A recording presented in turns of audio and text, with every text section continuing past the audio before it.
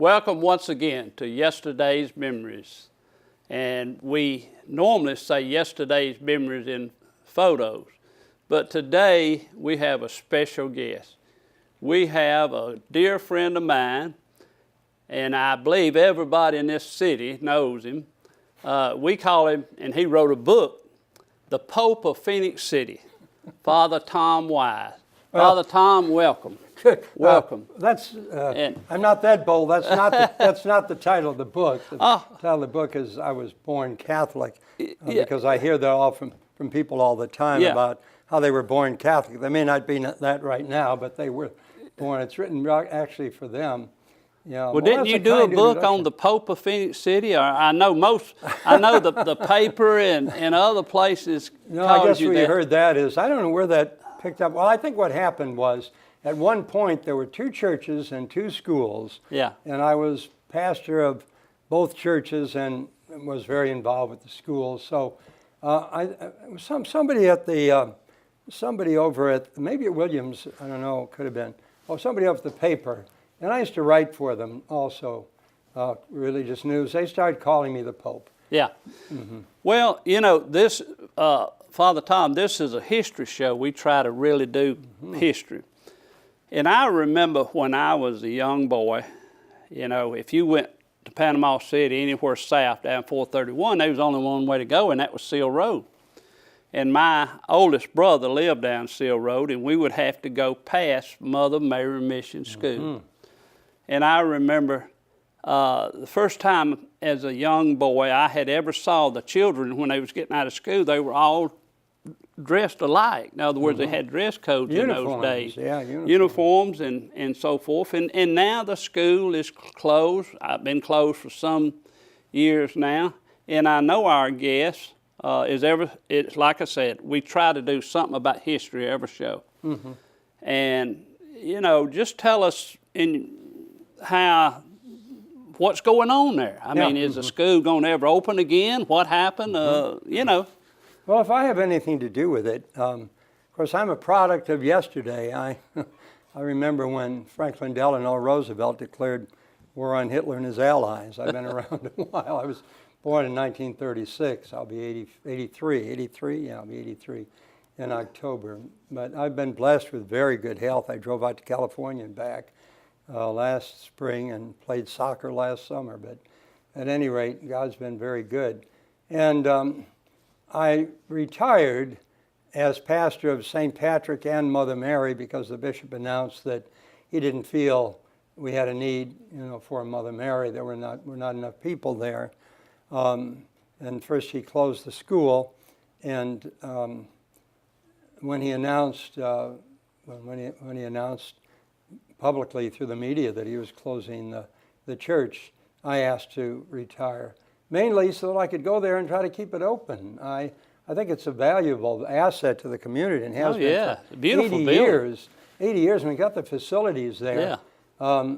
He had the understanding, I believe he had been there.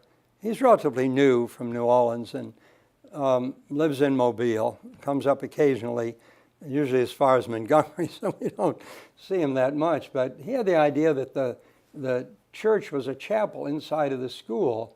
He told somebody it held 50 people. Well, it holds about 400. It's a rather large church. We lost part of the roof in a storm, not the Beauregard storm, but before that. And we've repaired that. And we're trying to get back to where we can reopen. Like a lot of things, there were financial problems. I was very much involved living at 16th and Broad, the church house for St. Patrick's, and building a brand new school, which has subsequently been closed. But I got very much involved in that and really didn't attend perhaps to Mother Mary the way I should have. But and the board ultimately agreed, or at least didn't resist very strongly. But I have, and a small group. There is a core group there. We've created a new board, and we have a Facebook, Mother Mary Kids, of about 500 people. And we had a big sports banquet recently. We're not dead. 251 people came and dropped $50 apiece. And what may save us, interestingly enough, but not surprisingly in Alabama, what may save us is Alabama's state religion. You might have thought it was Baptist or Methodist, probably not Catholic. But the state religion, of course, is football. You know? Oh, yeah. Yeah, and we've discovered that we've got about 7 NFL players who either graduated from or attended.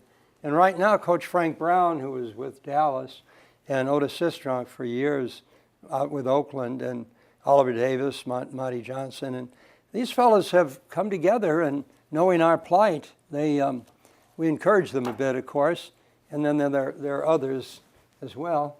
And they've really come to our aid, and they're attending our meetings, and we meet and pray. We meet on Sunday, and we pray, and then we plan, and we can see it happening.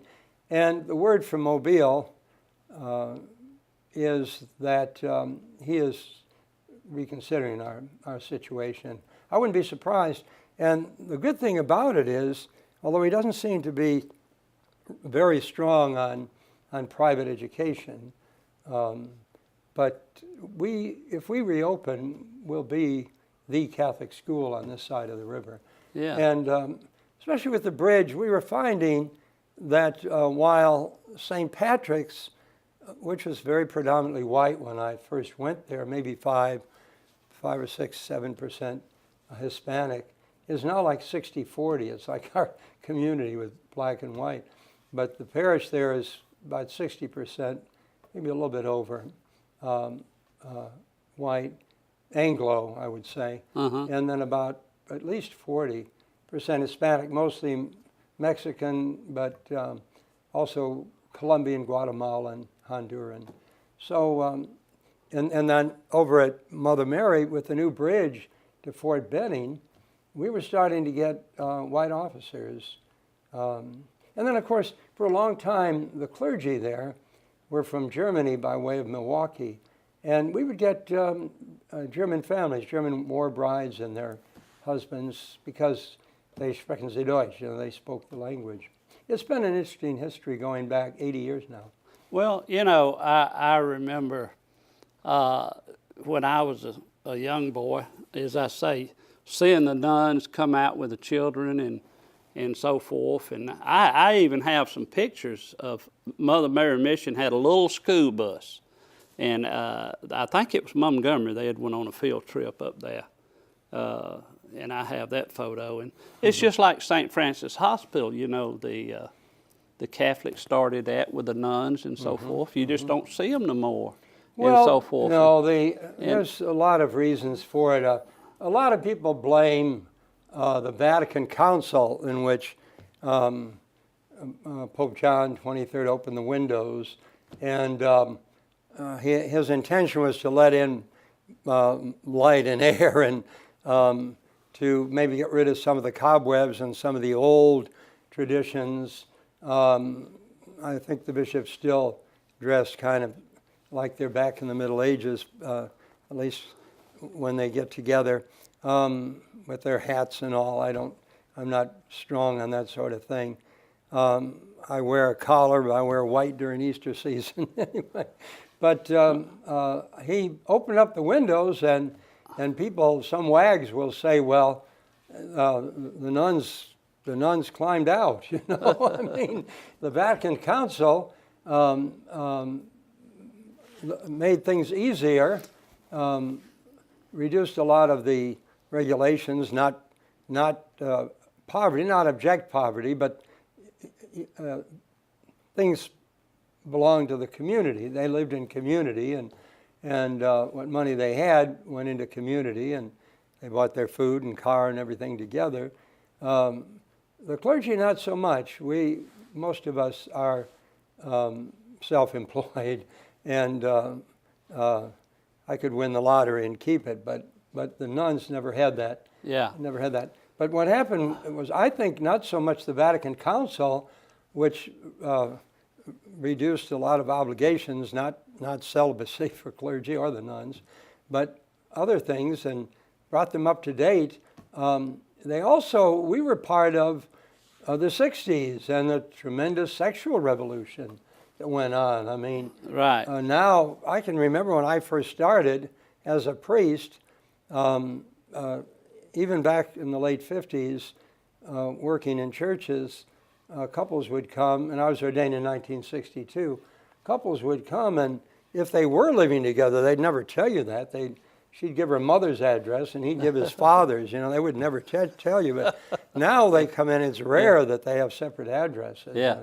And things are just very much different. And nobody would ever admit they were gay, but now it's just become very common. In fact, we don't solemnize gay marriage, and I think we ever will. One thing about the church, there are some things we will never do. The Catholic Church will never, ever approve of abortion, probably at any stage, except where a clear threat to the life of the mother, perhaps. But we're right along with some of the southern states now. And we're not going to recommend divorce. There have been a few cases of abuse and all where I have definitely recommended it, but we're not real keen on second marriages and all. But I think sometimes we're perhaps not even realistic about that.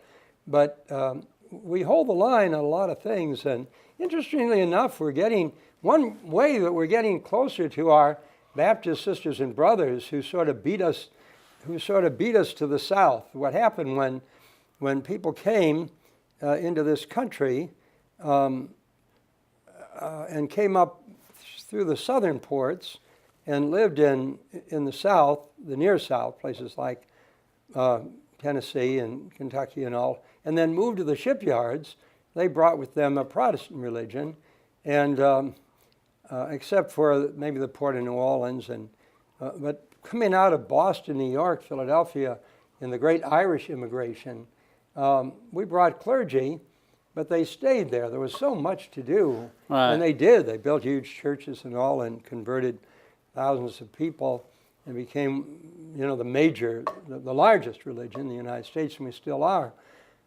We're the largest and second largest. The fourth largest is Methodist. The third largest is Baptist.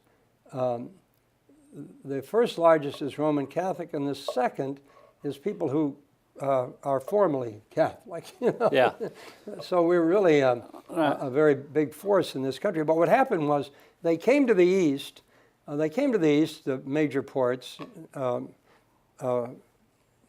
which would be Boston, New York, Philadelphia, and they were rejected for a long time. And there were signs, Irish need not apply, for jobs. Oh yeah.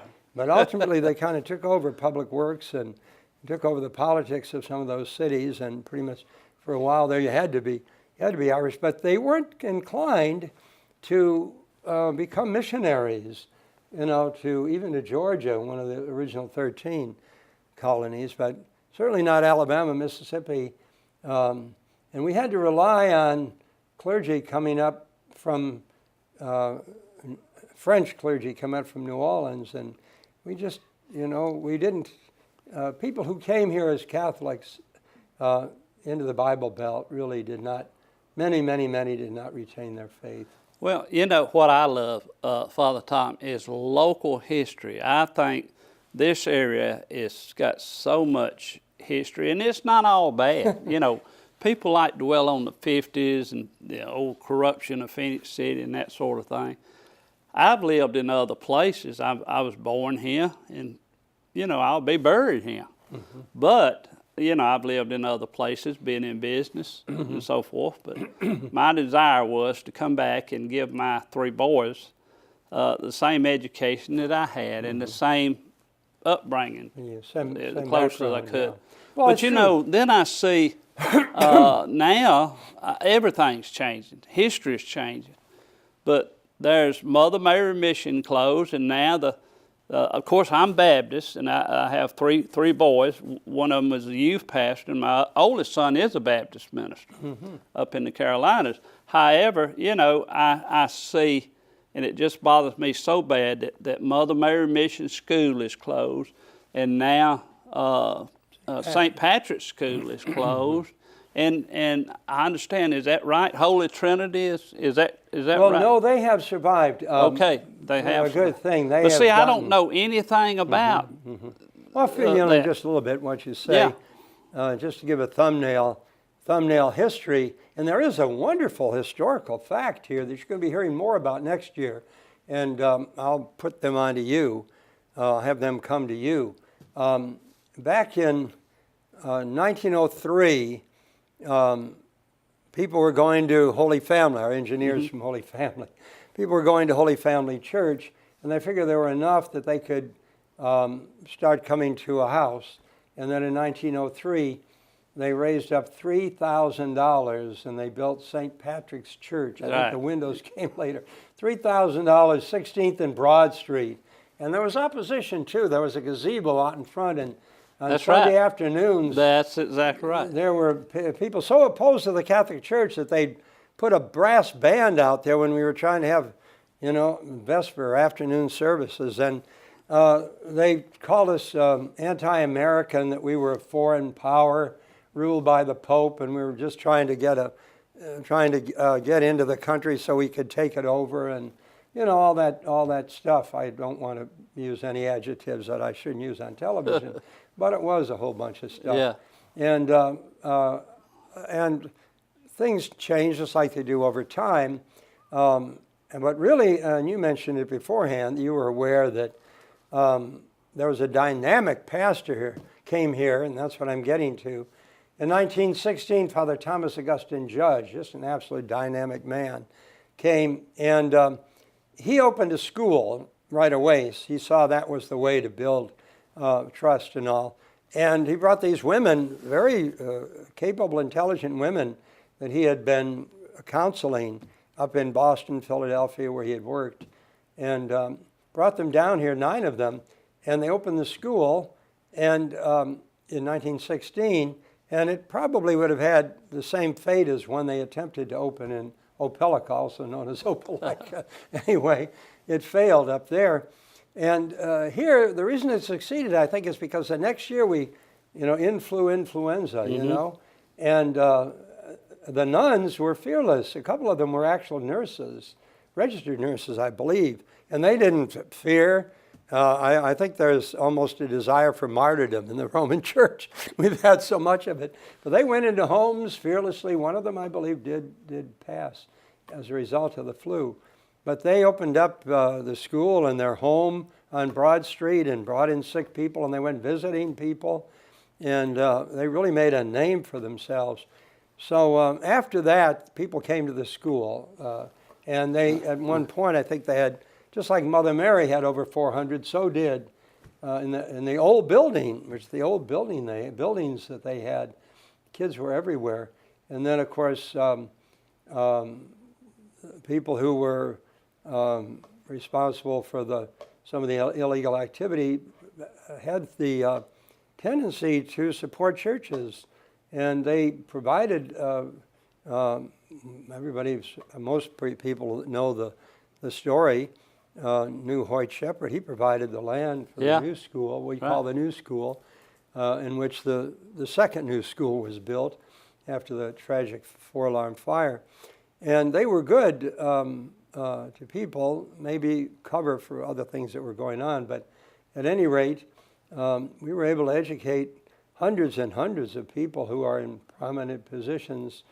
I meet people all the time in business and government. I went, and ministers, Baptist and Methodist ministers. I went so many years to St. Patrick. Well, that was the best place to get an education, quite frankly, because as you said, I mean, people just would not send their kids there. At first. And Phoenix City didn't have a hospital.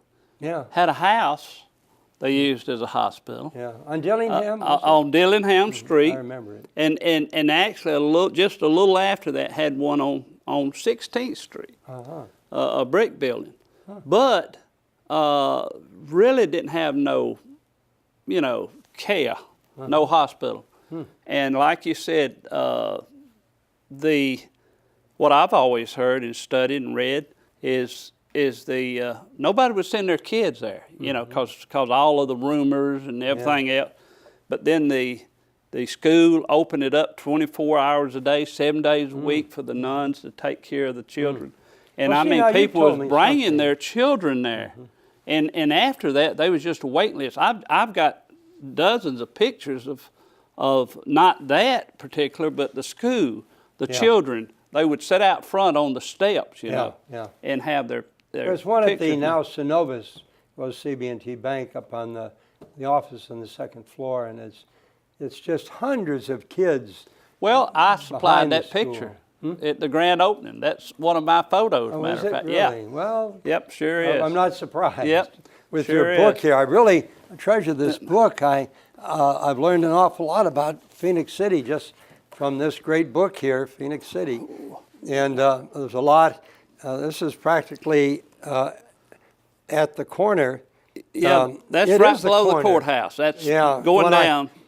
Yeah, you when can I see came, the mill in the foreground over there. That's 1864, Father Tom. yeah, this 1864. This is 14th Street, though, not Right, Oh, right. it's not 16th. It's 14th. No, that's 14th Street. You can 14th see the Street, mill in the background Yeah, in Columbus. I and remember the bridge, when that yeah. was still there.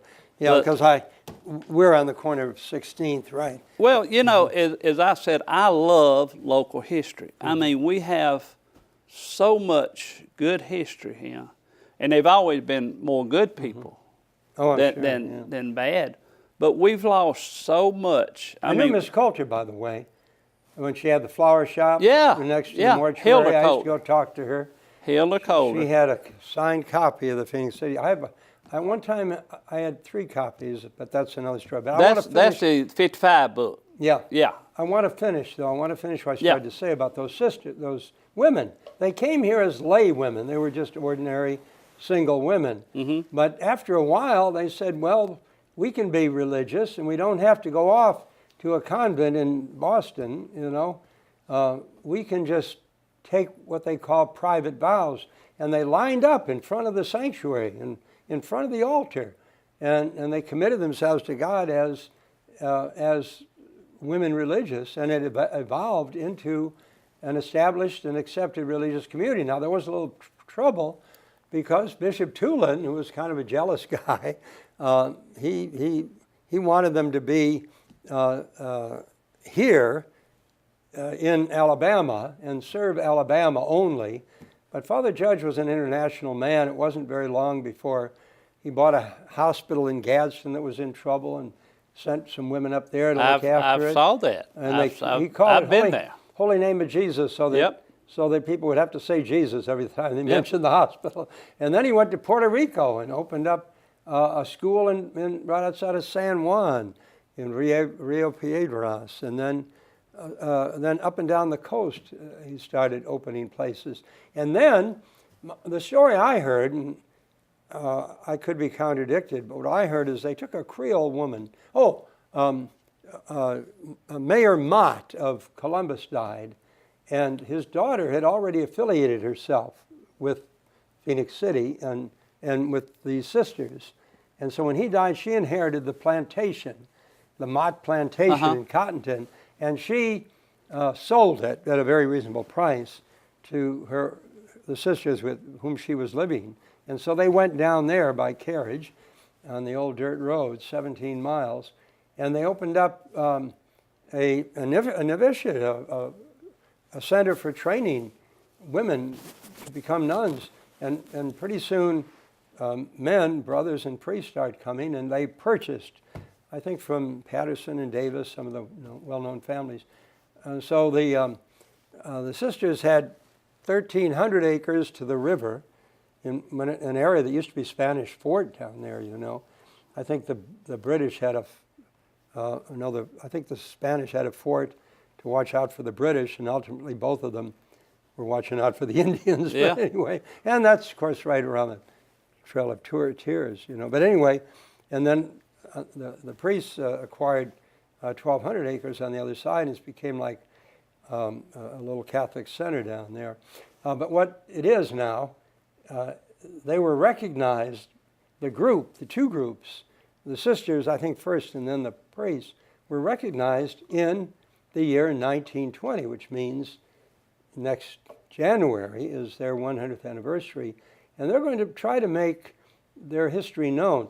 And I think a very good thing that's happened is the religious order, the Society of St. Vincent, the Vincentians, they had the church from the beginning. Father Judge even was a member of that community and died a member of that community, even though he had started his own. But they had it up until I came, which is 22 years ago.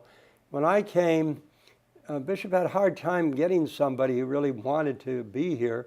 So that's where they were founded, and some of us got agitating to get them there. So no, the clergy serving St. Patrick's now, instead of one guy like myself trying to serve two churches, there are 4 men who are stationed down in Holy Trinity, 2 Americans and 2 Hispanics, and they all speak Spanish fluently. If you join that community in Mexico, you come here to study. If you join here at their headquarters up in Philadelphia and I believe New Jersey, then you go there to study. So they're perfectly bilingual, because I think that is the real growth of the Catholic Church.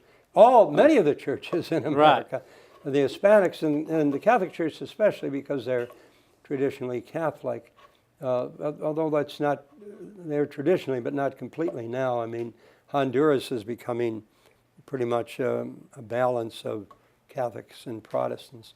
But so you're going to be hearing more about Father Thomas Augustine Judge and the Trinitarian priests and sisters coming up in the next year. And they are now serving the entire Catholic community in Russell County. Well, that's good news, Father, because, you know, I've went along that road many times, all my life, actually. And I see the Holy Trinity on the left and Holy Trinity Retreat on the right. Mm-hmm. I never knew what it was down there. And I have pictures of it. Have you really been touring down there? The convent hosts a... I've never been. 34-room retreat center. I drove in there with... I didn't know if I was going to get shot or what. I just turned off there one day, but not knowing. I just wanted to know what was down there. Yeah, I had a very good friend of mine when I was in Auburn.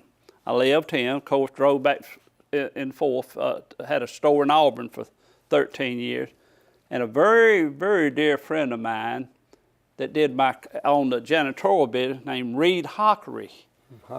And he would tell me all the time, he was Catholic, and he would tell me about having retreats down at Holy Trinity and other things. You know who goes down there mainly? Pre-marriage engaged encounter. I helped write that many years ago, but half of our couples who get married now go through it. They come in on Friday, and they're there Friday, Saturday, and Sunday, and they hear a lot of talks, and some of them find out that they shouldn't get married. But you know, that's what I want to do, is just try to let people know, let the citizens of this community and our viewers know about, you know, when you pass by, you know, and you see maybe Mother Mary Missionary, or even pass by Holy Trinity, and you just wonder, well, what is that? That's for Catholic. That's for Catholics. Well, even if it is, if you're not Catholics, I have to know. I mean, I just want to know. Been a lot of outreach, like, for instance, Catholic Charities, which is our official aid organization of the Roman Catholic Church, the 67 million member Roman Catholic Church in the United States. It vies with Salvation Army. Those are the 2 largest direct services. For 1 year, Catholic Charities might be number 1, and the next year Salvation Army and direct service to people. And I was the director in this jurisdiction for like 30 years. I'm an old social worker from St. Louis University. And I did that. And we had, when I was first in charge, we had all of Alabama and North Florida, everything under Alabama, Pensacola, Fort Walton, Appalachia, and everything. That was part of our jurisdiction. And I used to spend 2 weeks in Mobile and then go Huntsville, Montgomery, sometimes Gadsden, Tuscaloosa, Birmingham, Montgomery, Mobile, Panama City. I traveled the state for 2 weeks, got to know it really well. But we had agencies all over the place. And one year we had, I think it was $200,000 left in the budget come the end of the year. $200,000. Well, we had a very understanding bishop, so we said to him, can we expand? And he said, well, how do you want to expand? I said, let us pick out 2 or 3 of the most needy places. And we found Vredenburg, which is in Dallas County, outside of Selma, was really very poor. And believe it or not, we found Hurtsboro. Hurtsboro is one of the poorest parts of our jurisdiction. Right. So we opened up agencies, and they're still there. Good.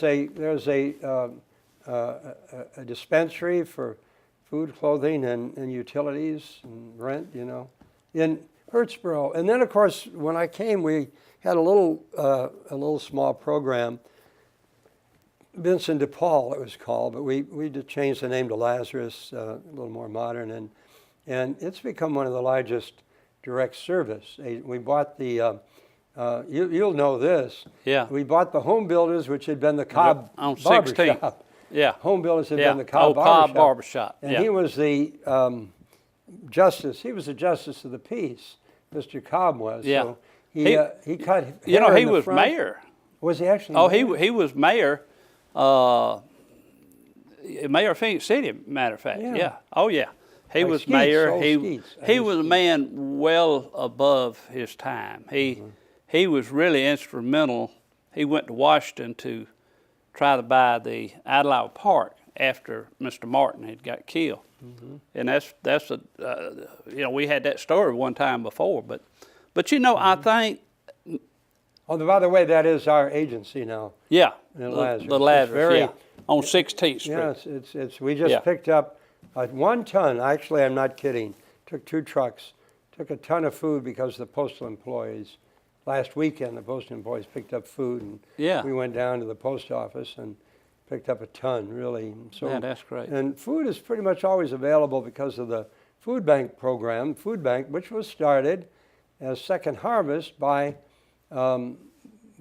Catholic men out in Phoenix many, many years ago now. But getting back to Mother Mary Mission now, right. this program, is this the event that you had? Is that a yearly event? Absolutely, they've already started when's planning. The next? Yeah, when is the next? I believe event? I can tell you exactly when it's going to be, but I'd have to look on the calendar for the date. Yeah. But that's open to the public. Oh, absolutely. Yeah, we had it the Saturday after Super Bowl, so it will be right at the beginning of February. You see, this year it was Saturday the 9th. Next year, I'm sure it'll be 7, 8, 9, sometime right around then. And what we did, we honored about 7 people, 4 of whom had played professional football, and one fellow who pitched for the Chicago Cubs, and one female basketball player who played college basketball. But are these all alumni of? They were all alumni. They were all alumni. Now, we're going to reach out probably to others. Now, somebody mentioned to me the other day that the Castiles, the 2 Castile brothers who played football, they went to preschool there years ago. So and not only football, of course, is very popular here, as we all know.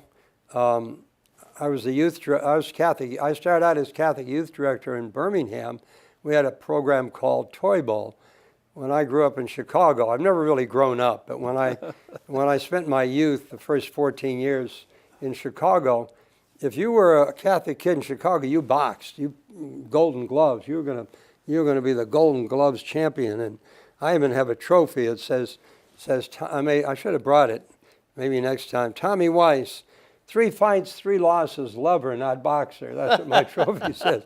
But anyway, down in Birmingham, and even before Mobile, we had a thing called Toy Bowl, and it was junior high kids.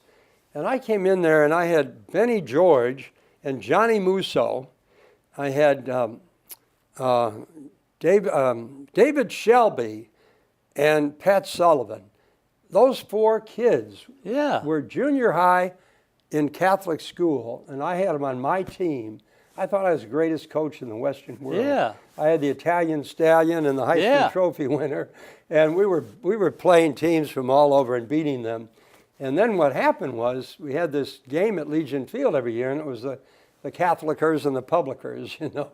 And they do the same thing in Chicago, but they do it at Soldiers Field with like 100,000 people. But we used to do it with 10,000 people. And I knew Mrs. Ziegler, and we had some disagreement about something. And she said, well, Tommy, I'm sorry we had this argument. She said to me, you know, Ziegler Meats. She's a great friend of Bear Bryant's. She said to me, what's my penance? I said, well, we usually make about 8,000 or 9,000 on this game. I want you to match it. So sure enough, we had the game. We made about 10, and she matched it. Word got to Mobile that I made $20,000 on a game. And 4 days later, I was in Catholic Charities, which is kind of the Catholic United Way. You know. Well, did you know the Brunos? Well, yes, and it's a little bit of a sad story. When I went to Birmingham, there were 2 Italian grocers. Frank Contri was one of them, had 2 stores, and Joe Bruno had 2 or 3 stores. Yeah. And Frank was coming to our church, and I got closer to him than I did to Mr. Bruno. And he lived and died with 2 stores. Mr. Bruno, I think, had 250 or something. Yeah. But he was helpful. I worked for the Brunos. You did? Yeah, I worked for Mr. Anthony Bruno. I love that man. What division? Oh, the grocery? The grocery? No, I was in the big drugs. I was in the pharmacy business 50 years. But I'm telling you, before they open a store, they would have the priest come out and bless the place. I've done it myself. Yeah. Bruno's, bless the store. There were and also the grocery stores. What were there, 5, 6 brothers, huh? They was 5 brothers, and then they had that accident, you know. 4 of them were killed in a plane. 3. 3, and then they was Mr. No, I think it was 2 because you had Anthony and Vincent. Yeah. Maybe it was 4. But it was sad. I know. Yeah, it was. I remember that like it was yesterday. Kind of dissolved though after that. Well, the grocery store did, and then the drugstore was bought out by. They had Big B. And, yeah. But they were really, really good people. Well, and they were very, very generous to anything in Birmingham. Oh yeah. The St. Vincent Hospital. Oh yeah, absolutely. That, and 2, they had a home in Gulf Shores, and they helped that church now. It's a beautiful church down there. Although one of the largest in our jurisdiction now is in Orange Beach. Have a huge church down there. Yeah. But and Auburn is very large. Yeah. Also. Well, I hope we meet again and we never did kind of hit the high points of Mother Mary. I'll give you just a final wrap up on that. Let's do that. Yeah. 1939, a dynamic priest from New York who he had a publication about rights and about the church and particularly about civil rights and the church in the South, and he was writing articles about it. So he decided he'd come down and find out more for himself.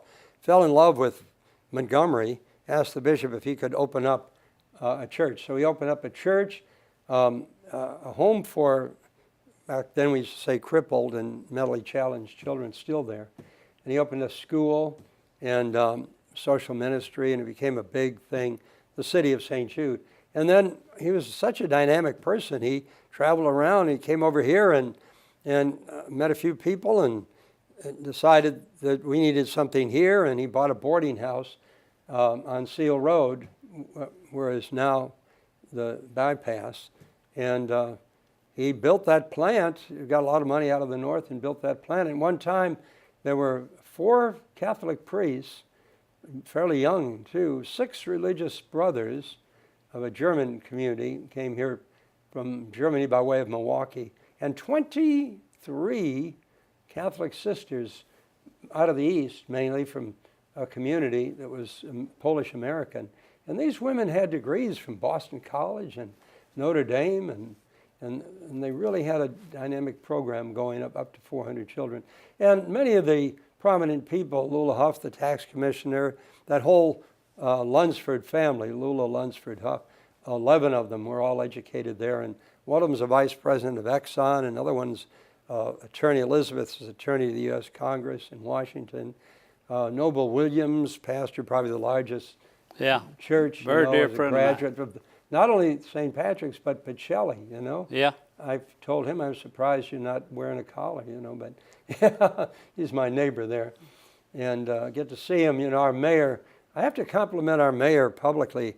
I don't know how many mayors in the country not only play professional football, but lead a prayer meeting at 9 o'clock every Wednesday morning. That's exactly right. That's him. Well, he's the best. 1 week on the Hill, that's at Central, and 1 week in the Valley, that's at Greater Mount Zion. And I live right between both of them, so I go back and forth. Yeah, he's quite a guy. And the other thing, too, he's attentive. He came to the ministers, and we asked him, what can we do? What can the Ministerial Association do?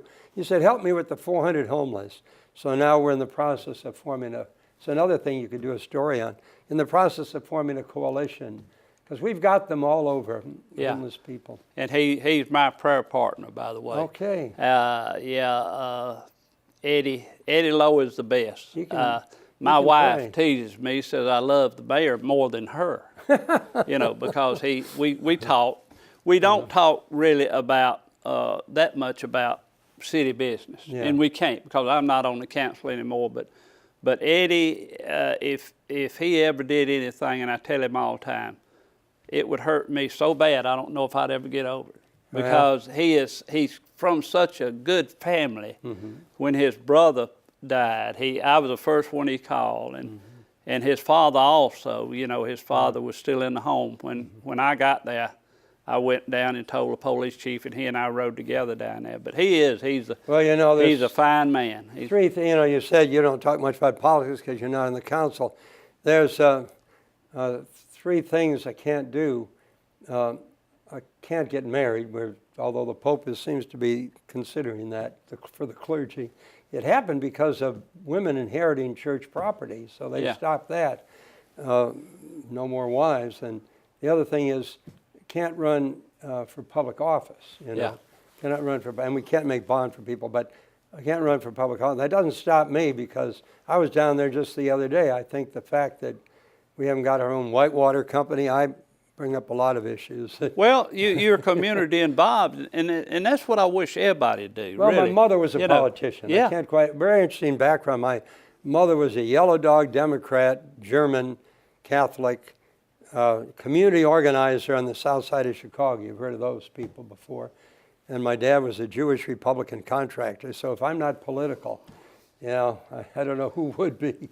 Well, and I just encourage everybody to know your history, know your local history. When you pass by, in the past and saw Mother Mary Mission open, and it's closed today, just wonder why. Is there any hopes of it ever being open again? I say yes. Great. And the same way with the school, and that's for another show. Will you come back, Father Tom, and tell us about the school? Yeah. Let's talk about when it did open, how it opened, and then it closed. And, that was kind of a shock, really. I'm talking about just St. Patrick's School. Yeah. And then it was such a shock, even to me, that it closed after, not long after. But that's for another show. And there are people here to talk about Holy Trinity, There are people here that really probably should not be friendly because we really went after him for funds to do it with, and it's just too bad. But one of the problems is we don't have as much say as we should, but that's not only in the Roman Church. I think that it's in a lot of churches. That's right. Some pastors, some Protestant pastors are even pretty strong over their congregations too. But I think we could have a little more democracy, and I think it'll probably happen as we have a little bit more with these councils, where the Pope calls a council of all the bishops, and he listens. And a lot of things changed. When I was a child, our liturgy was in an ancient language, Latin and Greek. I remember even growing up, when John Kennedy was going to run for president. And when he did, you know, they was talking about not a Catholic president. Yeah, no. But, you know, things has changed. Put the Pope in charge, right? That's right. And look, this is, America is America. It's a melting pot. And even Phoenix City now, there's so many people, you used to know everybody, you know, when we was growing up. But now, and that's good. Don't say it's bad, you know, and so forth. So, Father Tom, thank you so much. And I guess look get forward the idea. to Maybe seeing our you again. time's kind of run out. Yeah, and, right. and there's so much more we got to learn. Thank you for joining us today, and want you to come back. Thank you so much. Bye-bye.